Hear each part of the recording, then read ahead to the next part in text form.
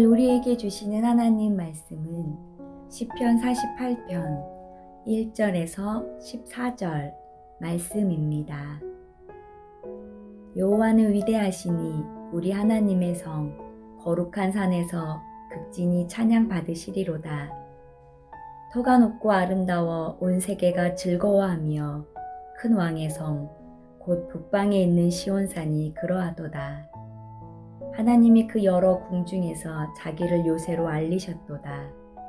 왕들이 모여서 함께 지나갔으며 그들이 보고 놀라고 두려워 빨리 지나갔도다. 거기서 떨림이 그들을 사로잡으니 고통이 해산하는 여인의 고통 같도다. 주께서 동풍으로 다시스의 배를 깨트리시도다.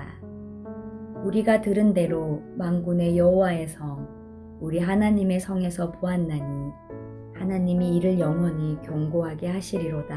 셀라. 하나님이여, 우리가 주의 전 가운데에서 주의 인자하심을 생각하였나이다. 하나님이여, 주의 이름과 같이 찬송도 땅끝까지 미쳤으며 주의 오른손에는 정의가 충만하였나이다. 주의 심판으로 말미암아 시온산은 기뻐하고 유다의 딸들은 즐거워할지어다. 너희는 시온을 돌면서 그곳을 둘러보고 그 망대들을 세워보라. 그의 성벽을 자세히 보고 그의 궁전을 살펴서 후대에 전하라. 이 하나님은 영원히 우리 하나님이시니 그가 우리를 죽을 때까지 인도하시리로다.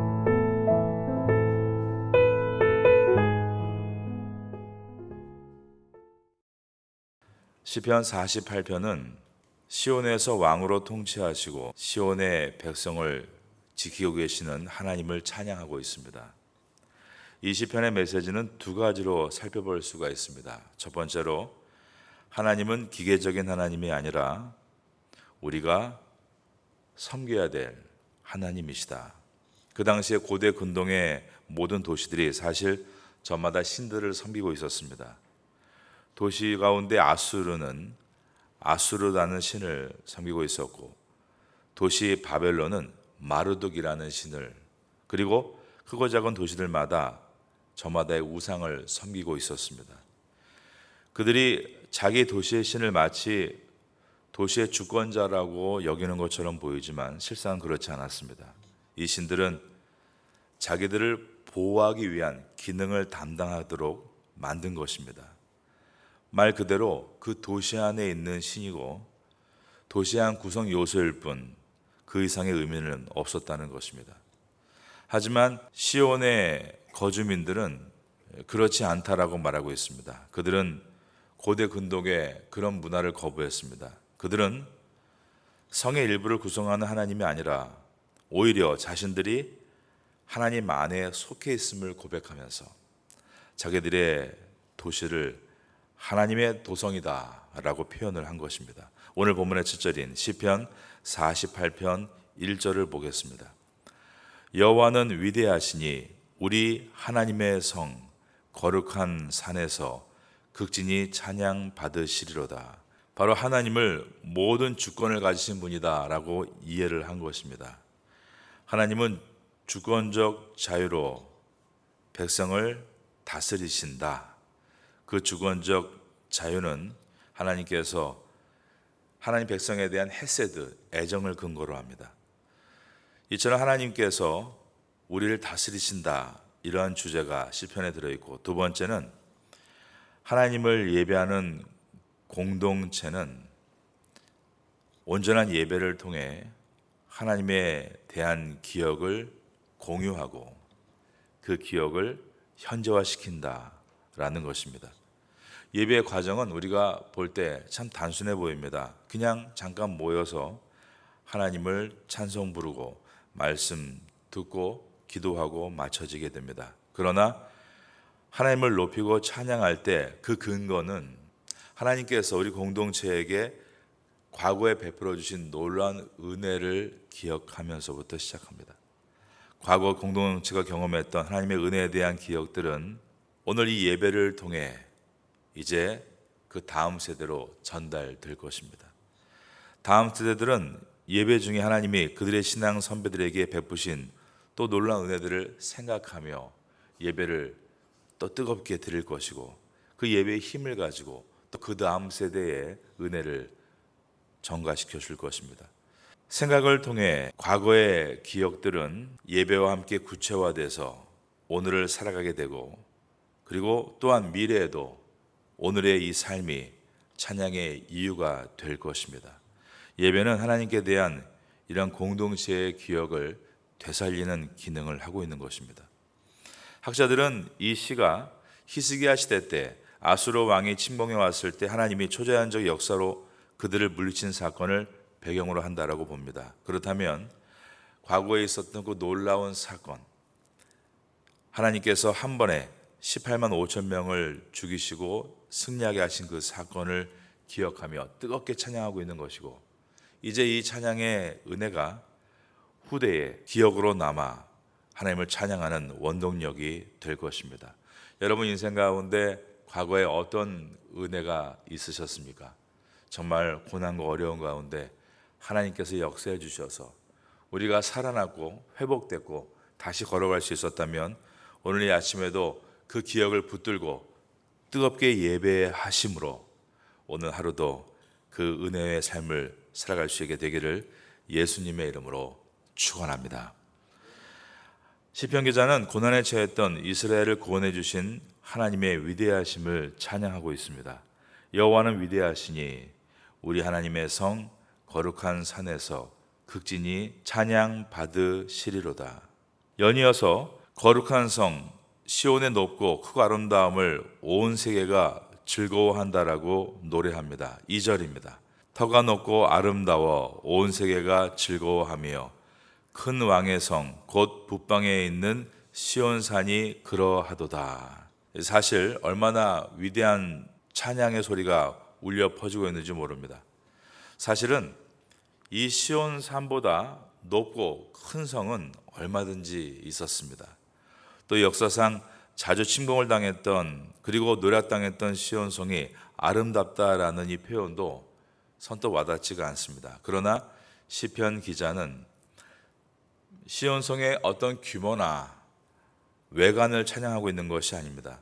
그가 이 시온성에 대해서 즐거워하며 감사하며 찬양하는 이유는 오직 그가 지금 성을 다스리시는 분에 주목하고 있기 때문입니다. 그는 고백하기를 큰 왕, 곧 하나님께서 다스리셨다라고 말하고 있는 것입니다. 큰 왕의 성, 곧 북방에 있는 시온산이 그러하도다. 보잘것없던 존재가 완전히 바뀌는 순간은 하나님께서 역사하실 때입니다. 주님의 임재로 존귀한 사람이 되는 것입니다. 우리는 우리의 인생에 분명한 비포와 애프터가 있습니다. 언제일까요? 바로 주님이 내 안에 주인이 되어서 크리스찬이 되어서 살아간 그 순간부터 우리 인생은 비포와 애프터가 갈리게 되는 것입니다. 이제는 과거와 같이 죄의 종로로 타는 인생이 아니라 이제는 하나님의 자녀가 된 인생입니다. 존귀한 왕의 자녀가 된 것입니다. 이처럼 보잘것없던 시온성이 하나님께서 임재하셨을 때 위대한 도성이 된 것처럼 우리 인생 가운데 하나님께서 내주하시는 순간부터 우리는 위대한 인생을 시작할 수 있는 것입니다. 여러분 가운데 내가 얼마나 위대한 인생인가를 이 아침에 돌아볼 수 있기를 바라겠습니다. 3절부터 보겠습니다. 하나님이 그 여러 궁중에서 자기를 요새로 알리셨도다. 왕들이 모여 함께 지나갔으며 그들이 보고 놀라고 두려워 빨리 지나갔도다. 하나님의 임재 아래 성도는 즐거이 찬양하는 반면에 대적들은 두려워했다라고 기록하고 있습니다. 대적들은 하나님과 싸우기 위해서 동맹을 맺었습니다. 하나님의 도성인 시온성을 애워싸기 위해서 육로뿐 아니라 해상에서도 공격을 해왔습니다. 이스라엘을 전방위로 공격해 들어온 것입니다. 그러나 막강한 대적들의 세력은 하나님의 백성 앞에 한낱 어린아이처럼 떠는 존재밖에 될 수 없고 하나님이 부르시는 바람에 의해서 다 부서지고 흩어지고 말았습니다. 6절입니다. 거기서 떨림이 그들을 사로잡으니 고통이 해산한 여인의 고통 같도다. 주께서 동풍으로 다시스의 배를 깨뜨리시도다. 시편 기자는 지금 이루어지고 있는 모든 하나님의 역사가 이미 조상 때부터 있었던 역사의 재현이다라고 고백을 합니다. 8절입니다. 우리가 들은 대로, 과거의 이야기죠. 만군의 여호와의 성, 우리 하나님의 성에서 보았나니, 현재입니다. 그러니까 하나님께서 과거에도 당신의 백성의 하나님이 되셔서 그들을 보호하셨고 현재도 하나님의 백성을 보호하시고 있다라는 고백입니다.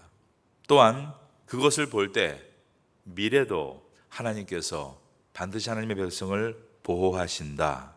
그런 의미로 하나님이 이를 영원히 견고하게 하시리로다. 그리고 가로 열고 셀라라고 했습니다. 여기에 셀라는 잠깐 쉬어간다는 의미입니다. 우리의 생각이 어떤가를 다시 돌아보는 것입니다. 여러분, 과거에 우리가 경험했던 은혜를 기억하고 또 오늘도 하나님께서 역사하시는 은혜를 바라볼 때 우리는 우리의 미래도 영원히 신실하신 하나님께서 함께 하신다는 것을 기억할 수 있게 되는 것입니다. 그리고 이와 같은 하나님의 역사를 셀라, 잠깐 일을 멈추고 은혜를 바라볼 때 하나님의 그 은혜에 대해서 뜨거운 찬양이 일어나게 되는 것입니다. 눈에 보이는 강력한 세력들은 우리를 계속 초라하게 만들 수 있습니다. 앞으로 우리는 어떻게 살게 될까? 그러한 많은 두려움들이 우리에게 몰려옵니다. 이것은 모든 사람들에게 지금도 몰려오는 바람입니다. 그러나 어떠한 자리에 있다 할지라도 그 자리에 하나님께서 함께 하시면 우리는 두려울 것이 없습니다. 우리가 두려워한다는 것은 무엇을 의미합니까? 이 자리에 하나님이 안 계시다. 내가 그 부재를 느끼고 있는 것입니다. 그러나 하나님께서 정말 이 자리에 함께 하신다는 하나님의 임재를 우리가 붙들고 있다면 두려울 것이 없는 것입니다. 하나님의 임재 안에 살아가는 성도가 될 수 있기를 예수님의 이름으로 축원합니다. 하나님은 이제까지 한결같은 사랑으로 함께해 주셨음을 묵상하는 것이 중요합니다. 9절입니다. 하나님이여 우리가 주의 정 가운데서 주의 인자하심을 생각하였나이다. 하나님의 성전 안에 들어와서 주님의 인자하심, 헤세드를 생각했다라고 되어 있습니다. 헤세드, 하나님의 인자하심, 이것을 사랑으로도 번역할 수 있습니다. 하나님의 사랑, 그 헤세드는 변하지 않는 하나님의 성품입니다.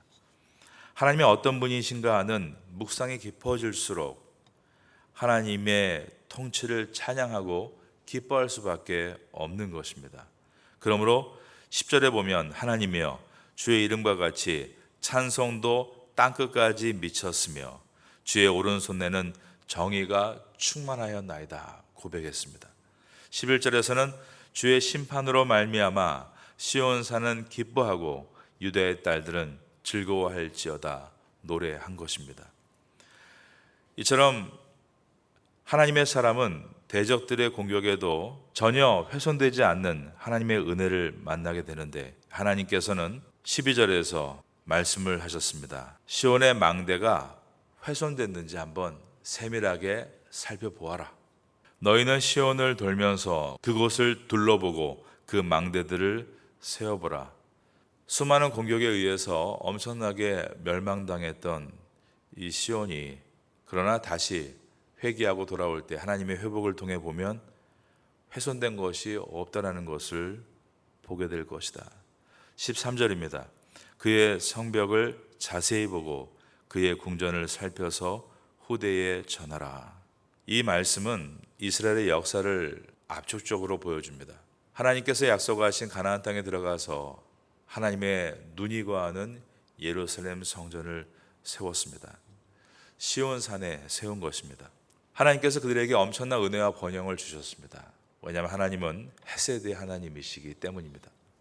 그러나 아무리 하나님의 백성이라 할지라도 하나님의 눈동자가 있는 예루살렘 성전이라 할지라도 범죄하면 하나님은 이스라엘 백성들을 모든 나라의 포로로 끌려가게 하셨고 하나님의 성전마저도 뽑아 버리셨습니다.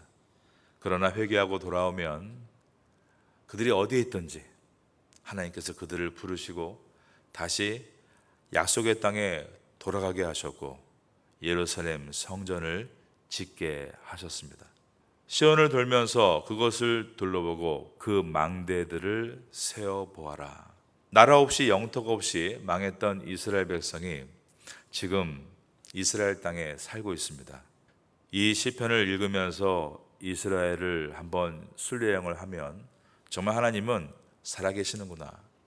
우리 주님은 그 약속을 전혀 잊지 않는 신실하신 하나님이시구나. 회개하고 돌아오면 다시 회복시켜 주시는 하나님이시다 라는 것을 깨닫게 되는 것입니다. 여러분의 인생 가운데에도 한번 차근차근 돌아보고 묵상하면 하나님께서 얼마나 신실하신가를 경험할 수밖에 없는 것은 주님은 지금도 살아서 우리와 함께 하시는 능력의 하나님이시기 때문입니다. 세상을 두려워하지 말고 내가 하나님 앞에 어떠한 모습인가를 두려워할 수 있다면 그 은혜를 가지고 반드시 회복되고 돌아보니까 아무것도 잃은 것이 없구나, 오히려 다시 회복되었구나를 바라보게 될 것입니다. 이러한 은혜가 여러분 삶 가운데 있게 되기를 예수님의 이름으로 축원합니다. 하나님의 구원과 은혜의 역사를 깊이 묵상하고 자신의 삶에서 받은 덕을 세어보는 것, 이것이 중요하다는 가르침입니다.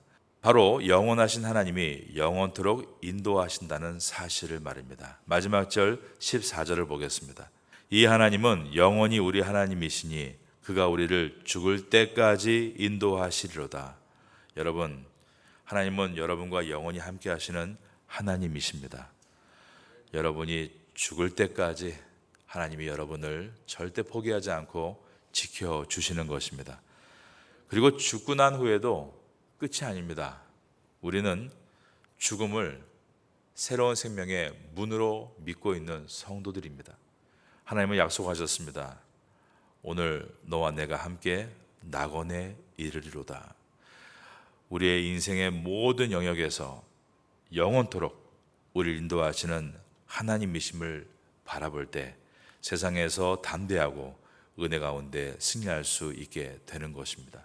성도는 이처럼 하나님 한 분으로 만족하며 살아갈 때 오히려 세상에서 늘 불만족으로 살아가고 있는 헛된 삶이 아니라 세상에서도 모든 것에 감사하며 만족하며 살아갈 수 있는 승리의 삶을 살아갈 수 있습니다. 왜냐하면 이미 하나님의 헤세드, 그 사랑을 다 가지고 살고 있기 때문입니다. 그러니 여러분들은 이미 부자입니다. 아주 큰 부자입니다. 영원한 나라, 하나님의 기업을 받은 성도들이기 때문입니다. 이 은혜를 우리 안에 가득 채우고 남은 삶을 살아갈 수 있는 성도가 될 수 있기를 예수님의 이름으로 축원합니다. 지금은 함께 기도하는 시간입니다. 3월의 공동 기도 제목은 첫째, 말씀과 기도의 자리에 서게 하소서. 둘째, 사랑과 섬김의 자리에 서게 하소서. 셋째, 고난주간 말씀 사경회를 잘 준비하게 하소서. 넷째, 부활주일 세례 예식을 잘 준비하게 하소서. 말씀을 붙잡고 기도하는 귀한 시간 되시기를 소망합니다.